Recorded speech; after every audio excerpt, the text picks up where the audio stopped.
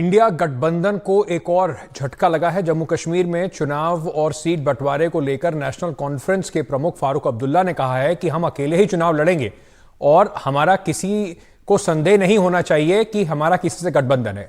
इस ऐलान पर कांग्रेस नेता जयराम रमेश ने कहा कि हर पार्टी को अपनी मजबूरियां होती हैं। साथ ही उन्होंने कहा कि नेशनल कॉन्फ्रेंस और पीडीपी इंडिया गठबंधन का हिस्सा रहे हैं और रहेंगे। आपको यह भी याद दिला दें कि अब से कुछ दिन पहले फारूक अब्दुल्ला साहब को इन्फोर्समेंट डायरेक्टरेट ने एक मामले में इन्वेस्टिगेशन के लिए बुलाया था।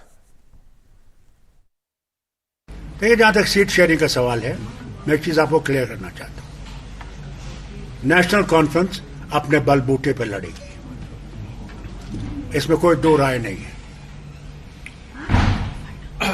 इसके बाद और कोई सवाल नहीं पूछेगा इसके बारे में। नहीं, ये बातचीत चल रही है। अलग अलग पार्टियों की अलग अलग मजबूरियां होती हैं, पर मुझे पूरा विश्वास है क्योंकि नेशनल कॉन्फ्रेंस, पीडीपी सभी इंडिया गठबंधन के हिस्से रहे हैं और हिस्से जरूर रहेंगे। मेरे सहयोगी नजीर मसूदी इस वक्त हमारे साथ जुड़ रहे हैं। नजीर, अभी तक तो अब्दुल्ला साहब इंडिया गठबंधन की बैठकों में भी गए, बातचीत भी चल रही, तो अचानक ऐसा क्या हुआ कि अब्दुल्ला साहब ने तय किया है कि वो अकेले ही चुनाव लड़ लेंगे? जी, एक अचानक सी U turn I. Farooq Abdullah बहुत ही स्ट्रॉन्ग सपोर्टर थे इंडिया अलायंस के और बार बार ये कहते थे कि हमें बीजेपी को हराना है, बीजेपी के खिलाफ मुत्तहद होकर लड़ना है। आज उसने अचानक ऐलान किया कि हम अलग इलेक्शन लड़ेंगे, अपने दम पे इलेक्शन लड़ेंगे, और ये भी इंडिया अलायंस का जो जम्मू कश्मीर का चैप्टर है उसको क्लोज किया। कहा इस बारे में अब कोई सवाल नहीं होना चाहिए, ये तय है, पार्टी ने फैसला लिया है।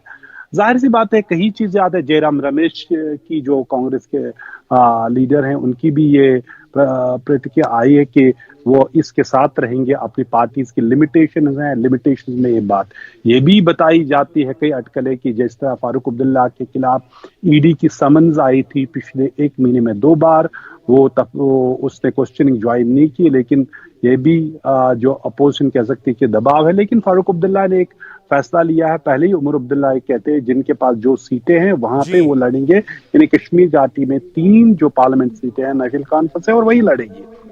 पीडीपी भी उस पर दुखी थी और कांग्रेस के पास फिर जम्मू में 2 सीटें थी, उन पे अलायंस की बात हो रही थी। लेकिन फारूक अब्दुल्ला ने अब पूरा वो जो इंडिया ब्लॉक का जो जम्मू कश्मीर में इसकी पॉसिबिलिटी इलेक्शन लड़ने की एक साथ, वो बिल्कुल बंद कर दी है।